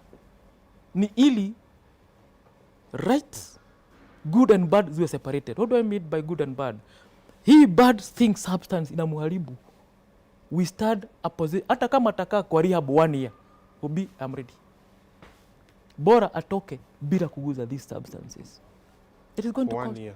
I'm just, even if it is for 1 year. Okay. Even if it is for how long? Okay. Ili tuone, why should we lose such a star when we have an opportunity of giving him an environment he can foot? Saa hiyo Obinna nikikwambia atakuja hapa ilikuwa ni shida. You can't believe it. I used to drive myself, but I'm now walking. Huh? Yes. So ukuuza tu gari moja. Hai, mengine ulijigonga pia we gari yako. Wacha hivyo. I am even ready to chop a piece of blood niuze. Mtoto apone. The fire can go. I have said, unaona ile upendo na wacha tu kuona why should I let him self-assassinate himself by these behaviors. Yeah. You are there. You are the role models. There may be some talks he never received from his... when he went through his hiyo tunasemanga wakati wa kutoka utoto unaenda adulthood. People talk.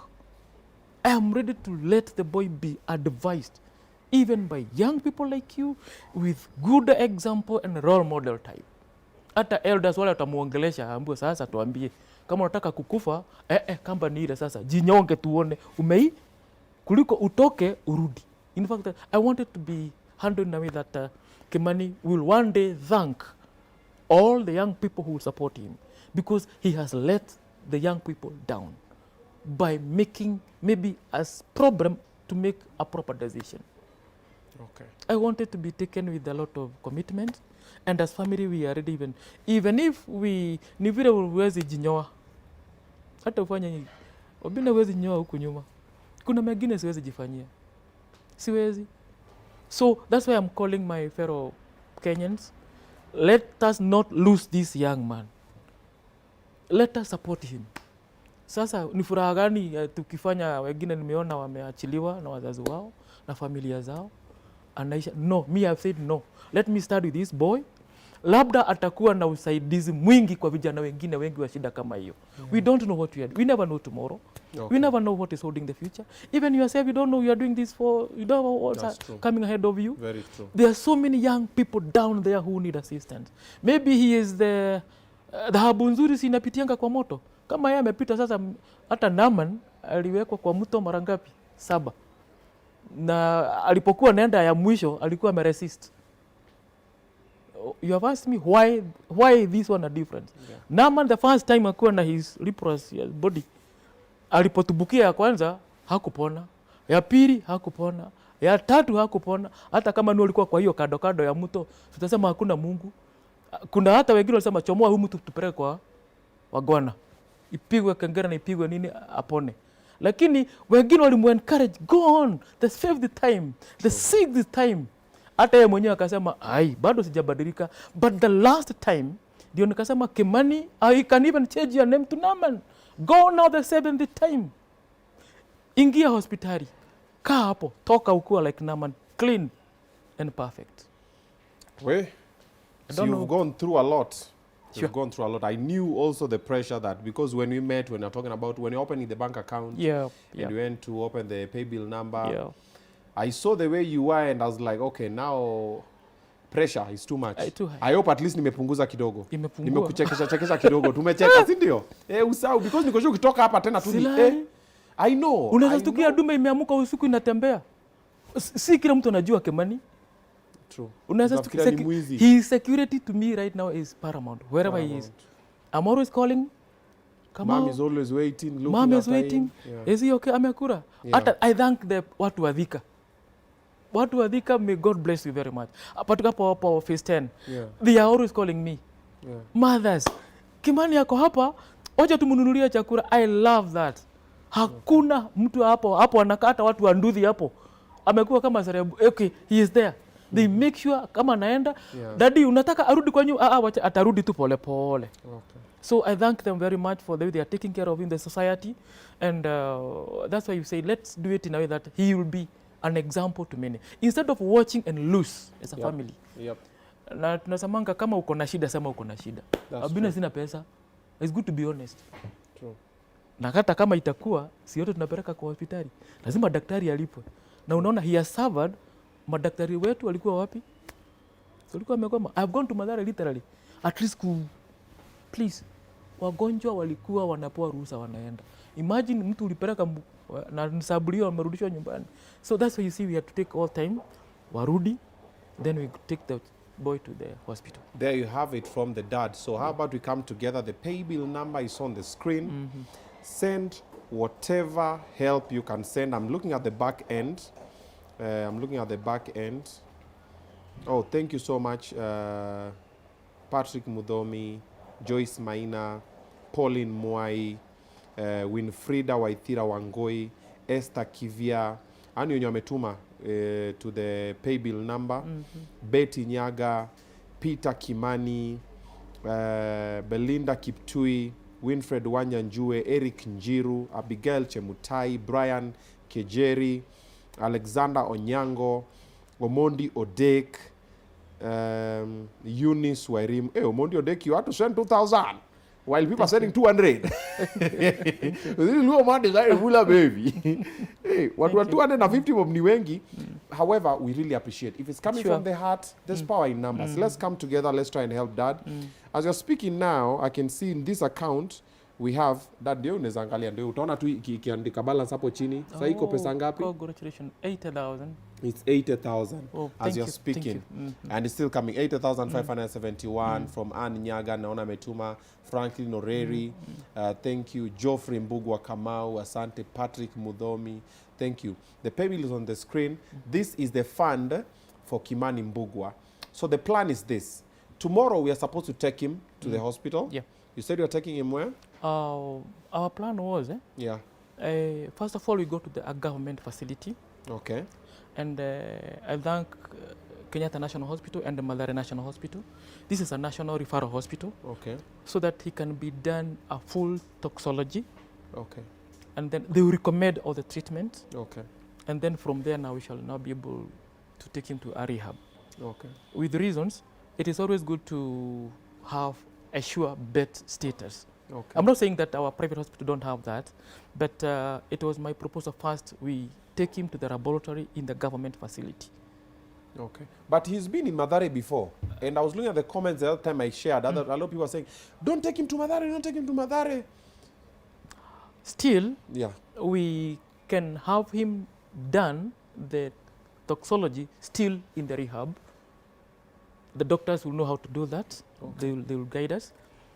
Though deep in my heart was that the rehab direct is good, because si ati ni chizi. I repeat once again, hakuna mali zake mbili naona zimekaribiana sasa, because also the noise which is triggering him. So my proposal is that we take him for toxology first. Toxicology. Toxicology. Do the toxicology test. Hiyo lazima ifanyike, ili tukue sure treatment yake ni hii na hii na hii, which is normal with the doctors. They know how to handle that. And I also thank Dr. Dennis, Dr. Dominic from the hospital. They have been calling me. They have been waiting for them. And nikawaambia we shall organize that tomorrow. And after that, then they will tell us how long he's going now to be. Although we are recommending for 3 months.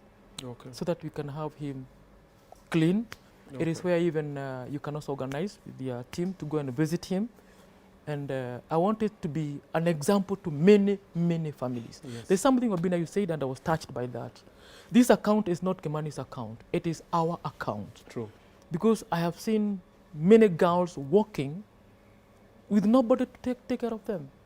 They are young boys crying, I wish my dad can be like Mbugua Kimani's dad. They have no uncle or whoever will bring them to this. I also said, God help us so that we can have a rescue station whereby we can also assist other young people. So that as we walk the journey together, Kimani will be an example. It was done and is like this. I've told you, we never know tomorrow. We never know tomorrow. We never know. And that is why we are saying that tomorrow we are ready to have him done the toxology. And then the rehab, they're ready to admit him. And many have called me asking us to take them to take him to their facility. And we are going to sit down and see who is going to. So you'll decide that with the family. Then also Sammy Boy Kenya had said he wants to support, and I've had a couple of people reach out to me, tell me, Obinna, we're going to support. So we'll also let you guys know. In the meantime, the pay bill number is open. Just send any donation possible. Also, if you want the account number, because there's some people who are international, they're saying we can't send you the pay bill number from wherever. We'll send you the bank details. You can just deposit to the bank account. So tomorrow, after dad and mom and the sisters, they've seen which is the best place to take it, because they've been here with him before. It's not the first time. They will advise. Then after taking him there, we'll let you guys know the progress. Whatever money will be sent in the bank account, we'll go with dad to the bank. We will withdraw. We'll record everything. Wanasemanga tena wema nenda zako, lakini before unende zako record. So we'll record and say, guys, ndio hii tumetoa ni 50,000. Ndio tumepea dad. Dad amesema anaenda kufanya A, B, C, D. So we'll keep checking with them. This account, the one we open in Safaricom, the pay bill is supposed to be for 6 months. We said it's going to be for a short time because we are just projecting 6 months. And we said if we get extra money, we might decide to take 1 or 2 other Kenyans who are going through the same problem. Once we figured out ya Kimani ni hii na anatibiwa hapa na hii pesa. So this is the overflow. Tuongeze huyu na huyu pia tuwasaidie. Because labda pia wana namna na wajafika Obinna show, ama wajafika kwa Eric Omondi, ama kwa any other person who's doing the Lord's work. Okay? So that's the best we're going to do. Right now naona tushafika 91,000. Hey, guys are sending. Thank you. Thank you so much. Akina Zanaya Phoebe, John Maina, Wilson Christopher, Viondela Auma, Volindela Auma, Manase, Jared Njoki Njuguna, Aneti na Menge Wasike, Wilfred Muenda, Ann Nyambura, Hezron Gichuki Kamau, Margaret Muthoni Mwangi, Juliet Ohango Aura, Elizabeth Wamboi, and the others who are sending. Thank you so much. Don't stop. Even after the episode, tell a friend of yours to send. We want to sit here in 6 months with Kimani and the dad. And we want Kimani to talk to Kenyans and tell them, guys, I'm sorry for what I said, and thank you for standing with me. Let's not wait for something to happen and then to come say, oh my God, we used to love Kimani so much. Then that one says, the way Kenyans always are. I'll buy the coffin. I'll pay the mortgage. I'll do whatever. No, let's do it now. Now that it's here and it's salvageable, let's salvage it. So Dad, thank you so much for coming. Great. Sitakuacha uende because it's getting a bit late. And I want you to know that we'll stand with you. Sure. We'll support as much as we can, and then we see. True. And above all, it's about God to decide. Sure. We'll do our work. We will support because faith without action is dead. But in the long run, God is the one who will now decide. Sure. Maybe like you said, mara yake ya 7 kama Naman ya kuingizwa ndani ya maji. And God is just waiting for the... Maybe this happened for a reason, so other people can learn. Yeah. Because we have other young people who have watched, other parents, Sure. siblings who are like, so this, I need to be careful this way and this way. Maybe it happened for a reason. Sure. So as we wish you well, we shall touch base with you, Yeah. and we see how it happens. Great. Salimia mam, mwambia shikilie tu hapo. Kabisa. Niliona ile video Kimani alipost. But ni sawa. Yeah. So I'm happy. Any last words to Kenyans watching? Yeah, I thank Obinna Show Live very much. May Karibu. God bless you, Karibu, and may you karibu. grow to be an international thing. Karibu. I also thank Kenyans for giving us an opportunity to talk to them. And my message to the young people is that when you are eating and drinking, wherever you are, eat what is right for you, and that will keep you going. And then take care of your parents as they also take care of you. Because when you come to Nairobi, some of them forget them in the villages. So I challenge the young people, support your parents where possible. And I thank you once again. And I repeat once again, accept Kimani's apology. And I say it as an elder and as a dad. Mumusamehe ile waliwatusi, iisha kabisa. And I believe we are going to have a new journey. And we are going to have a new Kimani who will serve the nation. Thank you very much, Abid. Okay. Alrighty, there you have it. I want to award some people some money courtesy of Candy Cash. However, before that, remember that after this, we have Sean MMG. Yep. Mazina Kudai. Hey, we're about to get lit. We're about to get turned up also tonight. We still have Gaucho. Yeah, the ghetto president coming through. We also have Maverick Aoko, the queen of Twitter. Yes, now this is the queen of Twitter and big English words. We're about to sit down. We're about to be schooled. Yes, class is about to be in session. So stay tuned for that one. We have fire shows coming through for you today as well. Keep sending. The number is over here for donations for Kimani. Any amount. Usikati, nika 50 nini. Your 50 will go a long way in changing his life. Dada amejaribu, mnamwona amekuja, tumeongea. And if you're just tuning in, go back to the beginning. Get the whole story. Start the one when you struggle na brother yetu, all right? And it can be your brother, it can be your cousin, it can be your nephew, it can be your uncle, dad, or anybody close to you. So let's try and help this one. If you've enjoyed the show, how about you consider subscribing? Yes. We're about 4,000 people streaming this live. What do you have to lose? All right? So if you enjoyed the show and you've actually learned something and you've engaged with us, just bless us with a subscription. All right? To fix your 500,000 subscribers. Ama niaje. And for now, for Candy Cash winners, allow me to award 2 people. You already know what to do. I've seen people already sending. Brian Juma, you're saying, I played Candy Cash in Tizian's episode. Omosh. Brian Juma is saying he's played Candy Cash in Tizian's episode. He was not rewarded. Mvua iliwafukuza ukisoma my name. Brian Juma nimekuona wewe. Ati mvua iliwafukuza ukisoma my name in the 37th minute and 18th second. I got called by your PA but hakutuma bana. I know ujui. Omosh.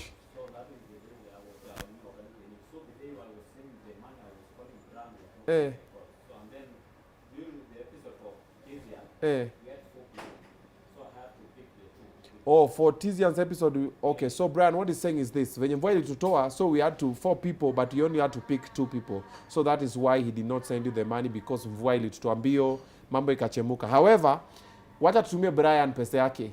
Hata niua juu ya 1,000 surely. Ameandika in capital letters na copy paste tumia Brian pesa yake. So Brian Juma, screenshot this and then just email on tvobinna@gmail.com, say I won on Tizian's episode and on Baba Kimani's episode. And then utumia 1,000 yako. Congratulations on that. Brian, nisha sema umewin. Stop copy pasting it. Husa. All right. Let me find another winner because that's a guy. Let's give Purity Jepchirchir. Purity Jepchirchir. You say Candy Cash. No, Purity aujeka nini yako. So the rule is simple. The hashtag of Candy Cash, cash is K, you put C, so that's already wrong. And then now you put your name for the game. Ile jinu umefunga na your account umeweka hapo. Then when you win, we'll check our backend because kuna mtu mwingine amewin then naangalia backend napata hata ja download. Msa anaambia anakuja kwa email. How do I download? Really? All right.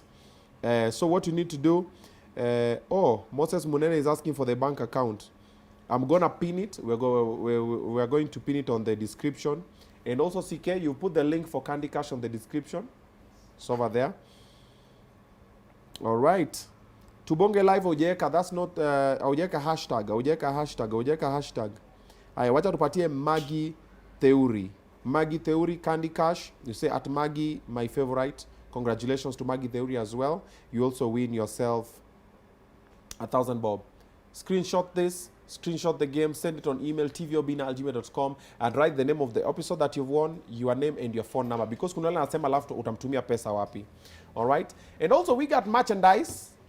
Last but not least, CK, we got merchandise. Kama unataka, alituma ile poa? Did you get the PNG one? All right. So you want our hoodies for Obinna show live. You want our t-shirts like this one. Come baba. Simama mali hapa hivi wakuone hapa kando. You want to support the show. We have t-shirts like these ones. We have hoodies. We have sweatpants, sweatshirts, all of them. All you have to do is call the number that's on the screen. Sikia umefanya mambo yako. Yeah, then they can get to send you. Ni msimu wa baridi. Usitoke na hoodie ya chali yako na unaweza pata yako kali sana imeandikwa Obinna Show Live. You get to support the show. All right, that's the number. 0724 that's 254 795 656 875. You get all our merchandise. Asanteni sana for tuning in on this live. Omosh, anything? Uko sawa? So you breathe. Juma amekuchemusha. Tumia Juma pesa yake.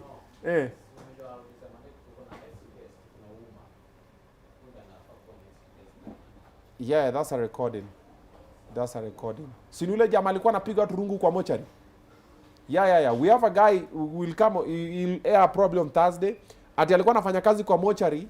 Kazi yake ni mtu akifufuka kwa mochari, anamchapa rungu, anamchapa nyundo, anamakata na shoka. Trust me, it is true story. I'm not even making this stuff up. He's right here.